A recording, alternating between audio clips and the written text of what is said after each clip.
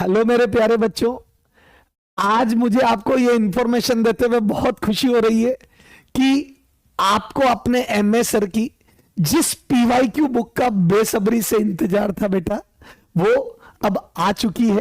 ठीक है, तो बेटा आज अपन देखते हैं कि ये पीवाईक्यू बुक डिफरेंट कैसे है ना। कैसे आप, मैंने ये लिख दिया कि वन ऑफ द बेस्ट है ना बेटा। बेस्ट तो मैं कैसे बोल सकता हूं, one of the best book है। तो कैसे है, ऐसा क्या है इसमें, है ना। और एमए सर ने ऐसा क्या किया, तो बेटा देखो, सबसे पहली इंपॉर्टेंट बात, हालांकि आपको सब जगह मिलेगा, तो बेटा ये उसका कवर पेज की फोटो है। ठीक है, तो मुझे लगता है आपको कवर पेज काफी अट्रैक्टिव और सुंदर लग रहा होगा। हालांकि यहाँ पर इमेज और एक रियल उसमें जो ये कलर कॉम्बिनेशन आएगा वो थोड़ा अच्छा आएगा उभर के। बेटा एक तो इसमें उन टॉपिक्स को मेंशन कर दिया जो एनसीईआरटी में तो नहीं है, लेकिन नीट में पूछे जाते हैं, उनके क्वेश्चन आते हैं, और इस बुक में भी मैंने वो कवर किए हैं। सर कौन कौन से है वो? फ्रेम ऑफ रेफरेंस, यहां शायद नजर नहीं आएगा आपको, मैं पढ़ के बता देता हूं। ये नजर नहीं आ रहा होगा, मैं यही बहुत बारीक अक्षरों में, फ्रेम ऑफ रेफरेंस है ना।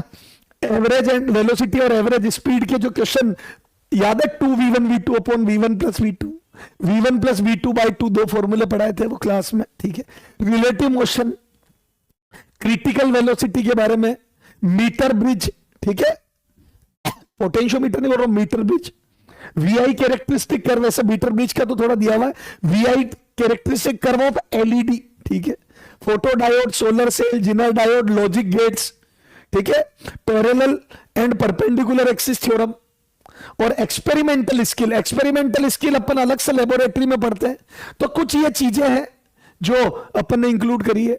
अच्छा सर, खास बात क्या है, आपने किन बातों का ध्यान रखा? तो पहली बेटा कि इसको सब टॉपिक में डिवाइड किया है। हालांकि आजकल ये आपको सब जगह सब टॉपिक में डिवाइडेड है, बुक में डिवाइडेड है ईच चैप्टर, सब टॉपिक में डिवाइडेड है ईच चैप्टर।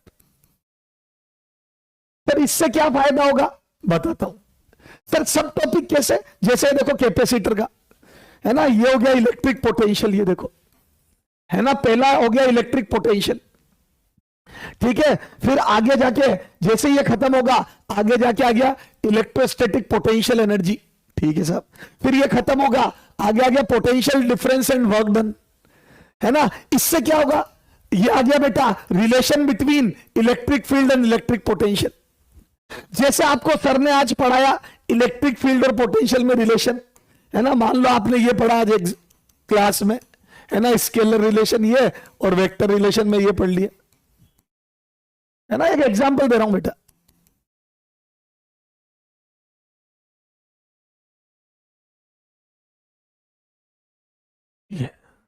ये पढ़ लिया आपने, ये वेक्टर रिलेशन पढ़ लिया। ठीक है, अब इस पर क्वेश्चन प्रैक्टिस आपको हैंड टू हैंड अलग से मिल गई, तो आपको कॉन्फिडेंस बढ़ता है कि यार मेरे से पीवाईक्यू हो गए सारे। नहीं तो आप बेटा पहले अगर सारे एक साथ लाइन से ईयर वाइज कर दूं, सुनना, इसमें सारे पीवाईक्यू को सब टॉपिक में डिवाइड नहीं करके ईयर वाइज कर दूं, 2024, 23, 22 ऐसे, तो बेटा फिर आपको ढूंढने पड़ेंगे क्वेश्चन, और उसमें बहुत टाइम वेस्ट हो जाता है और कॉन्फिडेंस भी नहीं आ पाता। अब ये एक साथ सारे क्वेश्चन कर लिए यहीं पर, देखो एक ही जगह पर, है ना। इससे बिल्कुल क्लियर कट पता पड़ गया कि कब कब आया था। तो एक तो 2009 में आया था, 11 में आया था, 14 में आया, 15 में आया। इससे फ्रीक्वेंसी भी पता पड़ जाती कि ये कितना इंपॉर्टेंट है या नहीं है।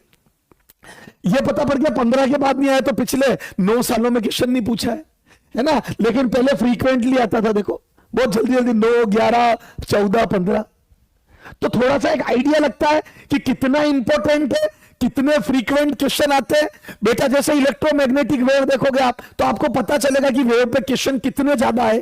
प्रोग्रेसिव वेव वाला जो है ना, उसमें ई और बी की इक्वेशन, ई क्रॉस बी पर कितने क्वेश्चन आए, तो इससे आपको यह पता चलता है कि वेव की डायरेक्शन, है ना, वेव प्रोपगेशन की डायरेक्शन ई क्रॉस बी होती है। इस पर 4-5 क्वेश्चन आए हुए हैं जल्दी जल्दी, तो आपको एक आइडिया लगेगा इससे।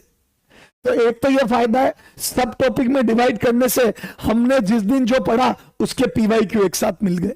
दूसरा, हमें यह पता चल गया कि पीवाईक्यू कब कब पूछे गए थे, क्या फ्रीक्वेंसी रही, कितनी बार पूछा है पिछले 20-25 सालों में, तो एक आइडिया लगेगा। अच्छा, ये बेटा 37 साल के पीवाईक्यू, इसमें 37 ईयर के 37 ईयर के पीवाईक्यू है। इतने पीवाईक्यू कर लिए तो आपको लगभग क्वेश्चन रिपीट होते हैं। हिस्ट्री रिपीट इटसेल्फ, तो पीवाईक्यू जो रिपीट होंगे आपको मजा आ जाएगा, है ना। देखो 2023 का पेपर मैंने YouTube पर डिस्कस किया हुआ है, तो उसमें मैंने बताया जो पढ़ाया वही आया मैं। तो बेटा उसमें आप देखो कि कितने क्वेश्चन पीवाईक्यू के एज इट इज रिपीट हुए विदाउट चेंज इन डेटा। कम से कम 5-7 क्वेश्चन 23 में रिपीट हुए। तो बेटा 5-7 क्वेश्चन का मतलब ही हो गया लगभग 15% क्वेश्चन। तो अगर 15% क्वेश्चन रिपीट हो जाते तो मजा आ गया आपको। ठीक है सर, चलो, तो ये सब टॉपिक में डिवाइडेड है, तो एक फायदा ये। सर दूसरा बड़ा फायदा देखो, दूसरा बड़ा फायदा बताता हूं, सब टॉपिक में डिवाइडेड, तो ऐसे सारे सब टॉपिक है, ठीक है। दूसरा बड़ा फायदा देखो बेटा, जैसे मैंने सेमीकंडक्टर का ये लिया, अब ट्रांजिस्टर के सारे क्वेश्चन यहां पर है इसके नीचे, ट्रायोड एंड इट्स एप्लीकेशन। तो बेटा ये सिलेबस से हट गया, तो जो सिलेबस से हटा हुआ पोर्शन है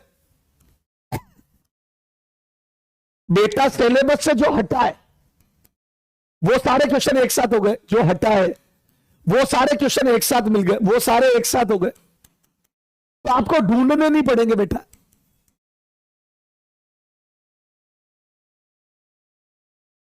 है ना, तो ढूंढने नहीं पड़ेंगे, तो ये सारे आप करना ही मत। ये जितने भी आगे नीचे क्वेश्चन है देखो, 2020 के बाद इस पे क्वेश्चन ही नहीं आया, 21, 22, 23, 24 में नहीं आया, मतलब ये पूछा नहीं जा रहा, और अब तो सिलेबस से हटा दिया। अभी तक जो इंफॉर्मेशन है उसमें, ये वीडियो जब आप देख रहे हो तब तक तो सिलेबस में नहीं है। फिर आपने इसमें डाला ही कि उसको हटा ही देते, नहीं बेटा, क्योंकि क्या पता सिलेबस रिवाइज हो जाए, क्या पता फ्यूचर में सिलेबस में ऐड हो जाए, और आपको यह पता होना चाहिए जब ये सिलेबस में था तो कितना इंपॉर्टेंट था। आपको यह जानकारी होनी चाहिए सिलेबस में था तो कितना इंपॉर्टेंट था। 1-2 पेज एक्स्ट्रा ही तो भरे, कोई दिक्कत नहीं है, आप इसको छोड़ दो, आप स्किप कर दो सिलेबस में नहीं है तो, पर आपको इससे जानकारी मिल गई कितने क्वेश्चन इससे पूछे जाते थे, और एक साथ होने से अब आप इसको स्किप कर सकते हो। तो टॉपिक वाइज होने का क्या फायदा है बेटा, तो बेटा कई चीजें हैं। एक तो बेटा इसके, है ना, एक तो इसके बुक के जो फीचर्स है काम के, वो है सब टॉपिक में डिवाइडेड है ना। 37 ईयर के पीवाईक्यू है, 37 ईयर के पीवाईक्यू कवर्ड है, ठीक है। तो बेटा बहुत अच्छा नंबर कवर हो जाता है, इसी से बड़ी तगड़ी प्रैक्टिस हो जाती है। कई बच्चे परेशान होते हैं, सर मैं ये बुक कर लूं वो, तो जरूरत ही नहीं पड़ेगी, पीवाईक्यू तो करने ही है बेटा। आप कहीं किसी भी बुक से करो, पीवाईक्यू तो करने हैं, ठीक है। कम से कम 25-30 साल के तो करो, अगर 37 के दी भी करते हो तो, ठीक है सर। तीसरा क्या है, सब टॉपिक की वजह से, है ना, ईच चैप्टर, तो जो डिलीटेड पोर्शन है वो एक साथ मिलेगा, जो डिलीटेड है वो आप एक साथ छोड़ सकते हो। डिलीटेड टॉपिक है दैट कैन बी लीव, वो आप छोड़ सकते हो, वो ढूंढने नहीं पड़ेंगे, ढूंढने नहीं पड़ेंगे।